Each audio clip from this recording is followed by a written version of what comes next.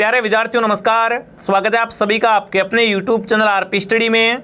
तो जो भी विद्यार्थी पशु परिचय एग्जाम 2024 की तैयारी कर रहा है दोस्तों, पशु परिचय एग्जाम 2024 की तैयारी करने वाले सभी साथियों के लिए आज हम दोस्तों बात करने वाले हैं कि अब की बार भाग 20 से नए सिलेबस से किस टाइप से क्वेश्चन आएंगे। काफ़ी सारे विद्यार्थी कमेंट कर रहे हैं कि पशु परिचय सिलेबस चेंज होने के बाद में भाग 20 से किस टाइप से प्रश्न पूछे जाएंगे, कौन कौन से प्रश्न इंपॉर्टेंट है। तो चलिए विद्यार्थियों क्लास का शुभारंभ करते हैं। मैं आपको भाग 20 से है ना नए सिलेबस से 50 इंपॉर्टेंट क्वेश्चन करवाने वाला हूं। आप लास्ट में कमेंट करना आपके 50 में से कितने सही होते हैं।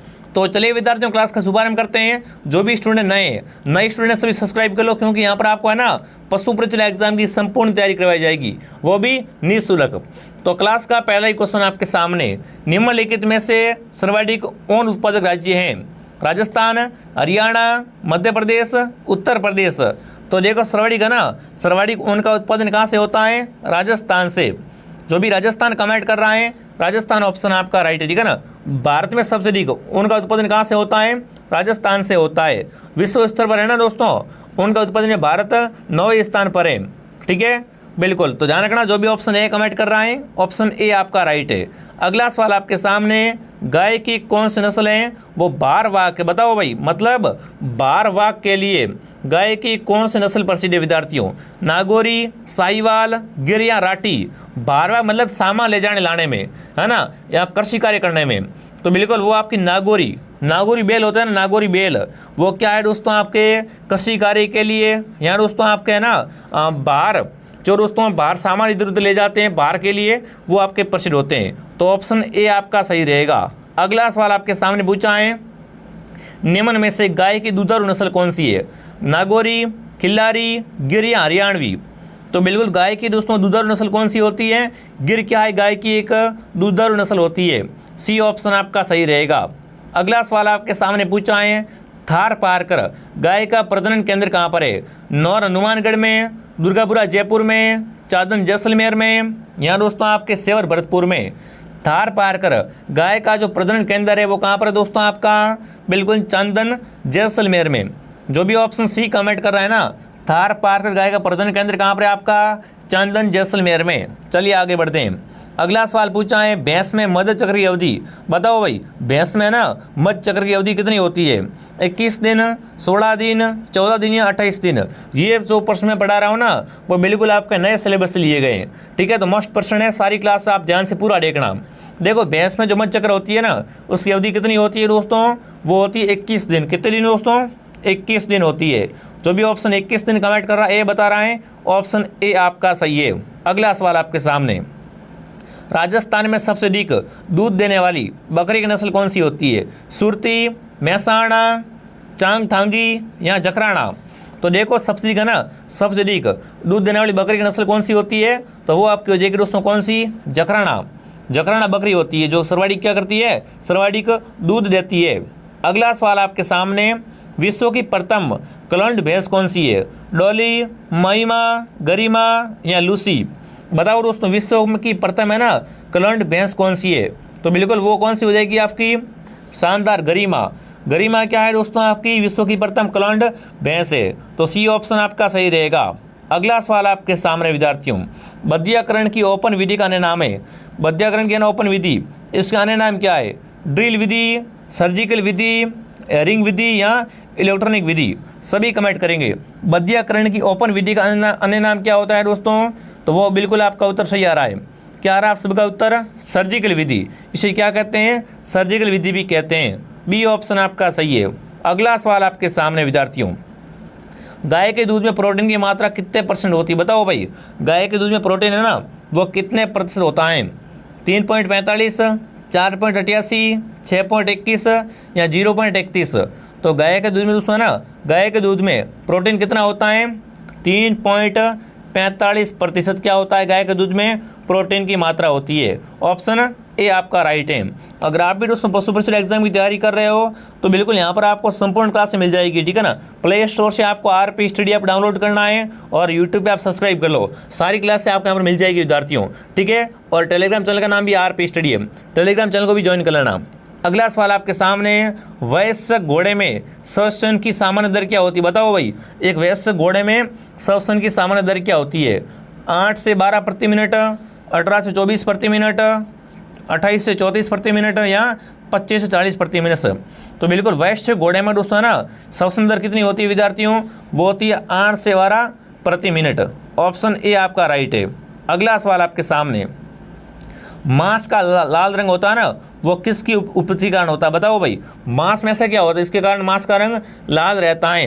देखिए माइग्लोबिन, जेटोफिल, कैरोटीन या दोस्तों माइकोपिन।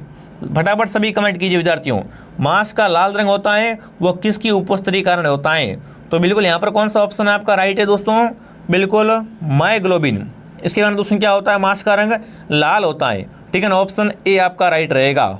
अगला सवाल आपके सामने विद्यार्थियों, मुर्गी के सामान्य अंडे में ना कितने % ऊर्जा होती है, बताओ भाई।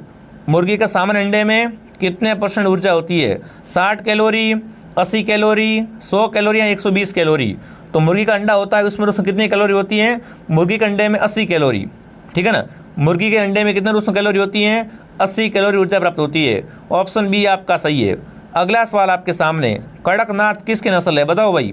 कड़कनाथ है किसकी नस्ल है दोस्तों, मुर्गा है, घोड़ा, ऊंट या गाय।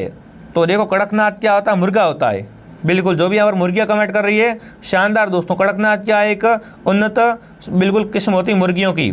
शानदार, अच्छा प्रश्न है। ठीक है ना, जो भी मुर्गा कमेंट कर रहा है मुर्गा ऑप्शन आपका राइट रहेगा। अगला सवाल आपके सामने, मुर्गी में गुणसूत्र की संख्या बताओ भाई। मुर्गी में कितने गुणसूत्र होते हैं, 50, 68, 78 या 82। मुर्गी में गुणसूत्र कितने होते हैं दोस्तों आपके, तो 78, 78। ठीक है ना, 78 गुणसूत्र पाए जाते हैं। सी ऑप्शन आपका सही है। अगला सवाल आपके सामने, किसके आहार में रेशा की मात्रा न्यूनतम होती है, बताओ भाई। इनमें से किसके आहार में रेशे की मात्रा क्या होती है, न्यूनतम होती, कम होती है। गाय, बकरी, भैंस या घोड़ा। तो बिल्कुल देखो जो घोड़ा होता है ना, घोड़ा जुगाली नहीं करता है। गाय जुगाली करती है, बकरी जुगाली करती है, भैंस जुगाली करती है, पर घोड़ा जुगाली नहीं करता। इसलिए इसके आहार में क्या है, रेशे की मात्रा न्यूनतम होती, कम होती है। ठीक है ना, ऑप्शन रहेगा घोड़ा ऑप्शन। कौन सा ऑप्शन आपका सही है दोस्तों, बिल्कुल ऑप्शन डी आपका सही है। अगला सवाल आपके सामने, साइलेज का पीएच मान बताओ। साइलेज का पीएच मान कितना होता है, 5 से 6, 4, 7.5 या 5.5। साइलेज का पीएच मान पूछा है। साइलेज का पीएच मान होता है 4। साइलेज का पीएच मान कितना होता है, 4 होता है। अगला सवाल आपके सामने, रिजगा में कच्चे प्रोटीन की मात्रा कितने ग्राम होती है, बताओ भाई। रिजगे में कच्चे प्रोटीन की मात्रा है वो कितने ग्राम होती है, 5 से 6, 10 से 12% या 20 से 22 या दोस्तों आपके 30 से 31%। बिल्कुल दोस्तों रिजगे में ना, रिजगे में कच्चा प्रोटीन कितना होता है, तो बिल्कुल वो आपका होता है 20 से 21%। ठीक है ना, ऑप्शन सी आपका सही रहेगा। लीजिए अगला सवाल आपके सामने, कार्बोहाइड्रेट युक्त खाद्य उपजात है, बताओ भाई। कार्बोहाइड्रेट युक्त दोस्तों खाद्य उपजात कौन सा है, गेहूं की चापड़, दलहन की चूरी, शीरा या उपयुक्त सभी।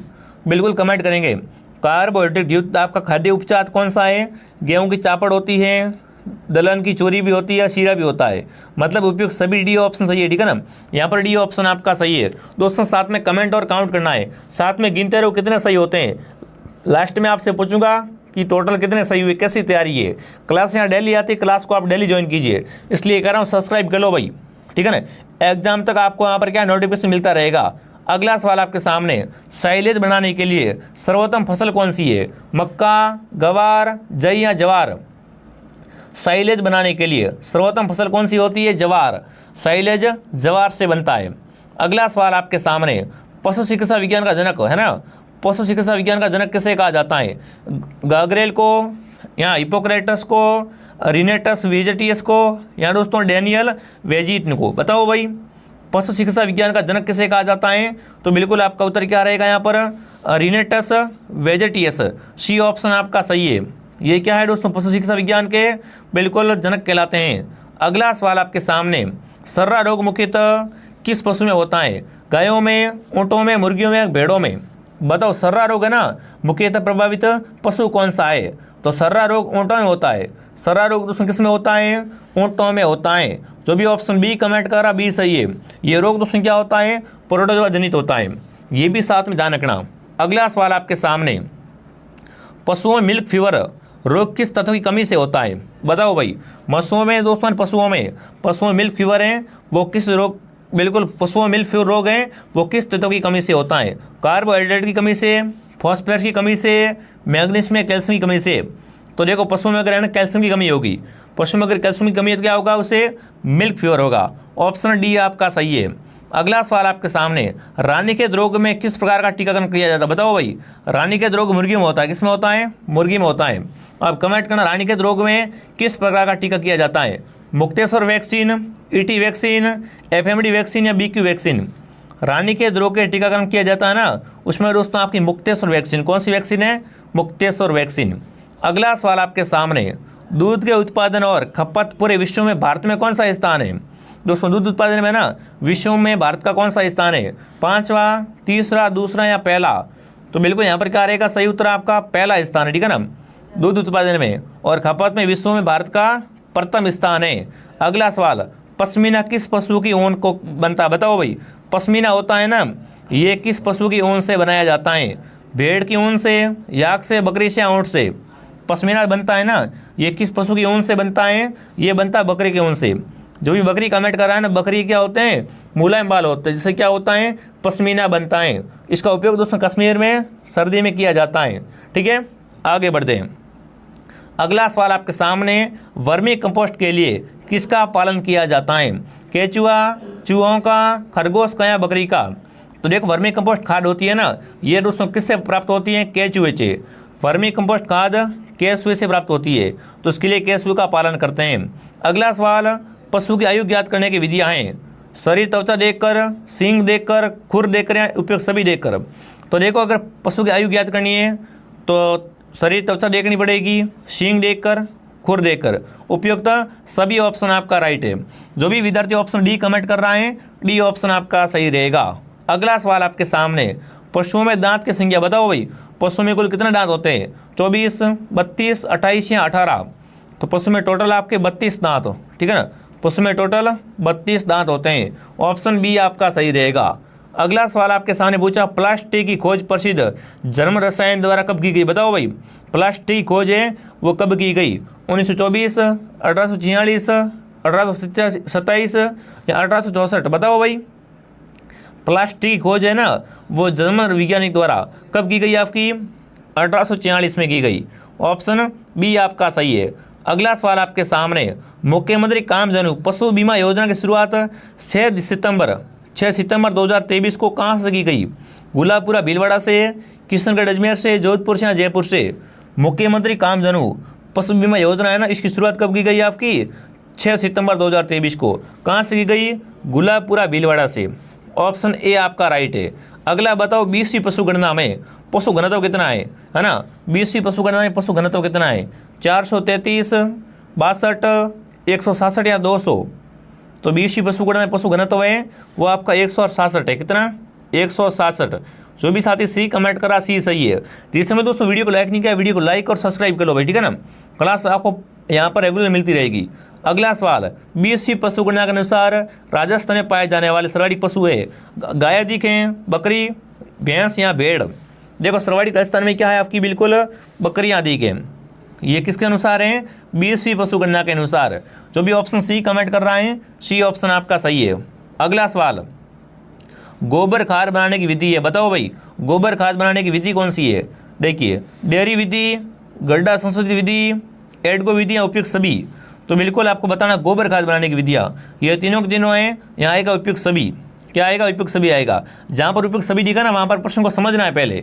दूध में पाए जाने वाले कार्बोहाइड्रेट हैं सुक्रोज, माल्टोज, लैक्टोज या इनमें से कोई नहीं? तो बिल्कुल दूध में दोस्तों कौन सा कार्बोहाइड्रेट होता है? लैक्टोज होता है। जो भी ऑप्शन सी कमेंट करा, सी करेक्ट है। अगला सवाल आपके सामने, राष्ट्रीय डेयरी अनुसंधान संस्थान कहाँ पर है? करनाल में, बरेली में, पतंग नगर में या बीकानेर में? राष्ट्रीय डेयरी अनुसंधान संस्थान है वो आपका हो जाएगा करनाल में। कहाँ पर है दोस्तों? करनाल ऑप्शन आपका राइट है। जो भी करनाल कमेंट करा बहुत ही बढ़िया। अगला सवाल, राजस्थान की प्रथम डेयरी कौन सी है? राजस्थान की पहली डेयरी कौन सी है? जमुना, पद्मा, आनंद या दोस्तों सरस? राजस्थान की प्रथम डेयरी का नाम क्या है? बिल्कुल आपका क्या रहेगा? पद्मा डेयरी, जो कि कहाँ पर है? ब्यावर में। पद्मा डेयरी कहाँ पर है? ब्यावर में। ये क्या है दोस्तों? आपकी राजस्थान की प्रथम डेयरी है। अगला सवाल आपके सामने, रजत क्रांति का संबंध है, बताओ भाई रजत क्रांति का संबंध किससे है? मांस उत्पादन से, अंडा उत्पादन से, आलू से या झींगा उत्पादन से? तो रजत क्रांति का संबंध अंडा उत्पादन से है। बी ऑप्शन आपका राइट है। ये दोस्तों क्लास थी। यहाँ पर जो क्वेश्चन करवाए हैं वो भाग बी के इंपॉर्टेंट क्वेश्चन है। यहाँ पर देखो भाग बी और भाग दोनों की संपूर्ण तैयारी करवाई जाएगी और वो भी बहुत कम समय में, इसलिए बता रहा हूँ सब्सक्राइब करो और क्लास को डेली देखा करो, ठीक है विद्यार्थियों। और कमेंट करना कितने प्रश्न आपके सही हुए और ये क्लास आपको कैसे लगी। टेलीग्राम चैनल का नाम है RP स्टडी, ज्वाइन कर लो, ठीक है विद्यार्थियों। अब मैं आपको मिलता हूँ नेक्स्ट क्लास में। जय हिंद, जय भारत।